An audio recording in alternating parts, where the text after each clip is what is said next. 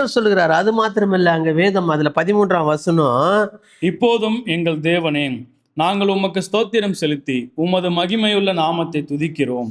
அவருக்கு இப்படி நீ சோத்திரம் செலுத்துகிற பிள்ளையா, எப்பொழுது எந்த நேரத்திலும் பவுல் அப்போஸ்தலன் சொல்லுவார், குறைவிலும் தாழ்விலும் உயர்விலும் எல்லா நேரத்திலும் எப்பொழுது நான் உம்மை துதிப்பேன் ஆண்டவரே, எப்பொழுது உம்மை போற்றுவேன், உண்மையே நம்பிக்கொண்டிருப்பேன், உண்மையே சார்ந்து கொண்டிருப்பேன். நான் ஏன்னா என் கையை நீங்க பிடிச்சிங்கோ, நான் சேத்துல இருக்கும்போது நீங்க தான் என்னை தூக்கினீங்கோ. குப்பையில தூக்கி போட்டுட்டாங்க. குப்பையில எதைங்க போடுவாங்க? நம்ம யூஸ் பண்ணி எல்லாம் உதவாது தானே கொண்டு குப்பையில போடுவோம். நம்ம ஏதோ ஒரு பொருளை சாப்பிட்டு கழிச்சில் தானே கொண்டு குப்பையில போடுவோம். சேத்துல எதுங்க இருக்கும்? உதவாதது தானே சேத்துல மிதிப்பட்டு இருக்கும். அப்படி உதவாத உன்னையும் என்னையும், உதவாத இருந்த குப்பையில தூக்கி போட்ட உன்னையும் என்னையும் எடுத்து ஆண்டவர் சொல்கிறார், சியோனிலே உன்னை வைக்கிறேன், சியோனிலே உன்னை மூளைக்கல்லா வைக்கிறேன் ஆண்டவர். அது மாத்திரம் உன்னை நட்சத்திரம் போல ஜொலிக்க செய்கிறேன். நட்சத்திரத்துக்கு ஒத்த ஆசீர்வாதம் நமக்கு தருகிறார். இன்னைக்கு நாம என்ன நினைக்கிறோம்? பயப்படுறோம். அவர் கேட்கறது ஒண்ணுதான், உன் வாயில எப்பொழுதும் துதி என்ற எக்கால சத்தத்தை வை. அந்த துதி எரிகோ மதிலை விழ செய்யும். ஆமென். ஹல்லேலூயா. உன் வாயில அந்த துதி இருந்தாவ போதுங்க, யோர்தான் இருக்குதுல்ல, யோர்தான் இரண்டாக பிளக்கும். உனக்கு விரோதமா இருக்கிற யோர்தான் இரண்டாக பிளக்கும். அப்போ உன் வாயில என்ன வைக்கணும்? அங்க அதுதான் சொல்ற பார், இப்போது எங்கள் தேவனே, நாங்கள் உமக்கு சோத்திரம் செலுத்துவோம், துதி செலுத்துகிறோம், மகிமை செலுத்துகிறோம். எங்கள் எல்லா இல் பொருளும் இன்றைக்கு ஓடி போகட்டும், எல்லா தரித்திர ஆவி ஓடி போகட்டும், எல்லா மந்திர கட்டுகள் இயேசுவின் நாமத்தினால் ஒட்டை தெரியும் ஆண்டவர், ஒட்டை தெரியும். என்ன வைக்கணும் கர்த்தருடைய பிள்ளைகள் வாயில? துதி. அந்த எக்காலம் ஊதுறாங்க இப்படி இஸ்ரவேல் ஜனங்க. நான் எப்போ சொல்றேனோ அப்போ உங்க வாயிலிருந்து சத்தம் பிறக்கணும். அங்க யோசுவா சொல்லுவார், அதுவரை நீங்க அது பேசக்கூடாது. அப்ப நீங்க உங்க வாயில, நம்முடைய வாயில அதை வையுங்க, அவன் ஓடிடுவான். அவர் ஐஸ்வர்யமாடைய செய்கிறவர், நம்மை ஆசீர்வதிக்கிறவர். உன்னை ஆசீர்வதிக்கிறது தான் அவருக்கு பெரியமே ஆசையே. ஆனா நாம இந்த உலகத்துல எப்படி இருக்கிறோம்? எப்படி பண்ணி வச்சிருக்கிறாங்க? குப்பையில இருக்கிறோம், சேத்துல இருக்கிறோம், புழுதியில பூச்சிகளோடு இருக்கிற இடத்துல. ஹல்லேலூயா. ஆனா ஆண்டவர் சொல்லுகிறார், நீ என் மகனே, நட்சத்திரத்தை பார். ஹல்லேலூயா. அதற்கு ஒத்த நாமம் உனக்கு தரித்திருக்கிறேன். இங்கு வேதம் சொல்கிறது, சங்கீதம் 37ஆம் அதிகாரம் 16ஆம் வசனம், அநேக துன்மார்கருக்குள்ள செல்வ திரட்சியை பார்க்கிலும் நீதிமானுக்குள்ள கொஞ்சமே நல்லது. அந்த நீதிமானுக்கும் துன்மாருக்கும் ஒரு காரியத்தை வைக்கிறார்.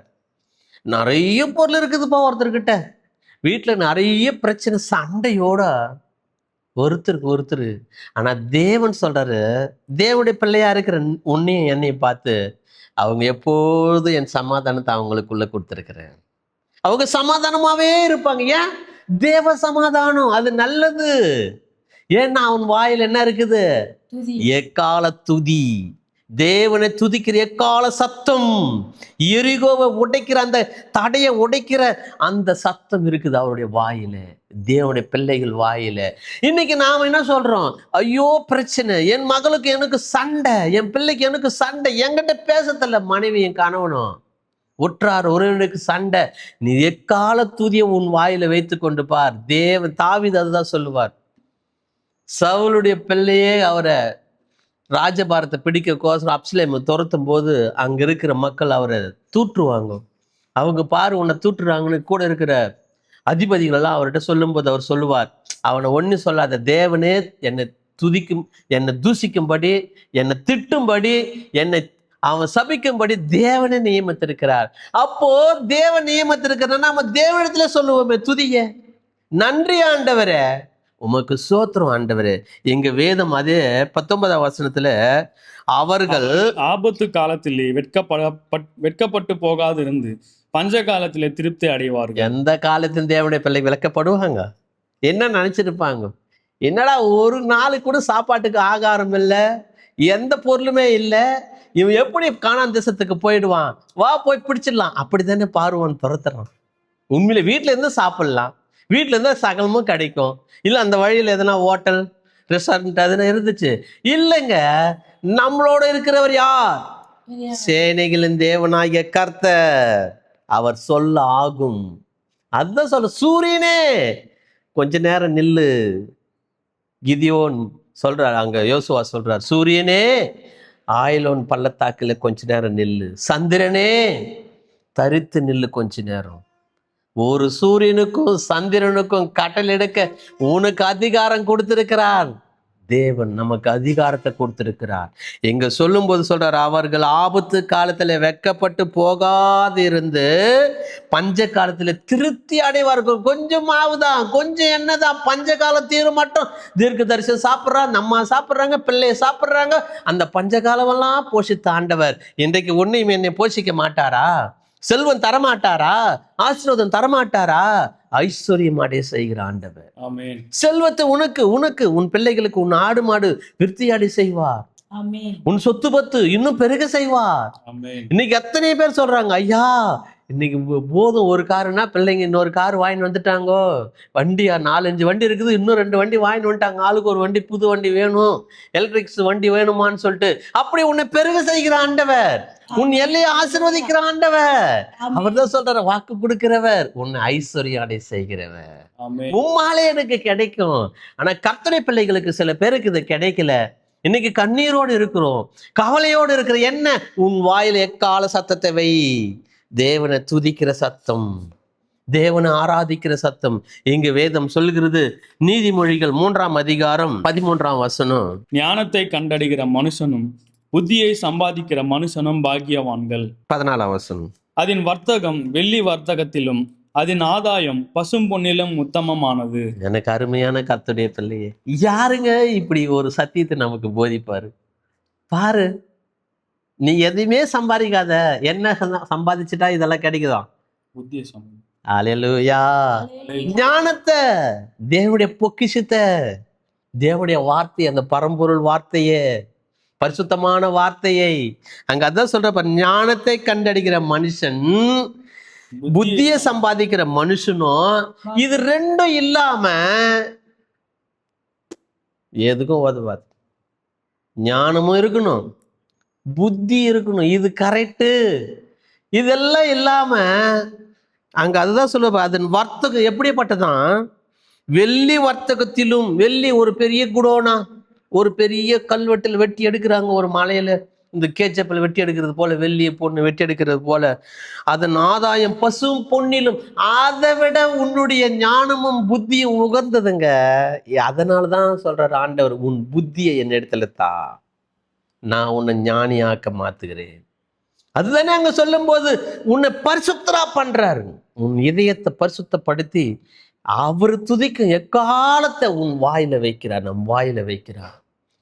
ஏன் வைக்கிறார் இதெல்லாம்? நீ வெக்கப்பட்டு போக கூடாது, நீ ஐஸ்வர்யம் அடையணும், நீ தரித்திரம் அடையக்கூடாது. சின்னவனை உயர்த்தத்துக்கு, உன்னை சின்னவனா இருக்கிற புழுதியில் இருக்கிற எண்ணெய், குப்பையில் இருக்கிற எண்ணெய் உயர்த்தத்துக்காக அந்த ஞானத்தையும் புத்தியும் தருகிறார் ஆண்டவர். அல்லேலூயா. வேதம் அதே 11:4 நீதிமொழிகள், கோபாக்கினை நாளில் ஐஸ்வர்யம் உதவாது, நீதியோ மரணத்துக்கு தப்புவிக்கும். இந்த கோபம் இருக்குது பாத்தீங்களா? அல்லேலூயா. அவ்வளவு பெரியவங்களா இருக்கட்டும், ஆண்டவர் அதான் சொல்லுவார், நீ 100 வயசு இந்த பூமியில சம்பூர்ணமா வாழ்ந்து தேவனுக்கு கீழ்ப்படிந்து எல்லாவற்றையும் செய்தால கடைசியில நீ ஒரு கொலைக்காரனா மாறிட்டா, நீ எப்படியா நியாயஸ்தானத்துக்குள்ள போவ? கர்த்தருடைய பிள்ளையே, இந்த கோபத்தை கொண்டு வருகிற பிசாசு யாரை எங்கு விழுங்கலாம் என்று அவன் சுற்றி தெரிகிறான். அதுல இருந்து தப்பித்தவர் இந்த பூமியில ஒருவர் மாத்திரம்தான், தேவன் ஒருவர் மாத்திரம்தான். அல்லேலூயா. அவரோடு கூட இருந்து, அவருடைய நடைய நடந்து, அவர் பேசின பேச்சு அவரோட கூட தங்கி, அவரோட கூட இருந்தவங்களே அதிகாலையில சேவல் கூவுறதுக்குள்ளே 3 முறை மறுதளிச்சிடுவேன், என்னை மொத்தத்தினால காட்டி கொடுத்துடுவேன். அப்ப அவங்கள கூட வந்து டச் பண்ணிட்டான் அந்த பொல்லாதவன். அப்ப நம்மளையும் ஒவ்வொருவரையும் அப்படி பிடிப்பான்.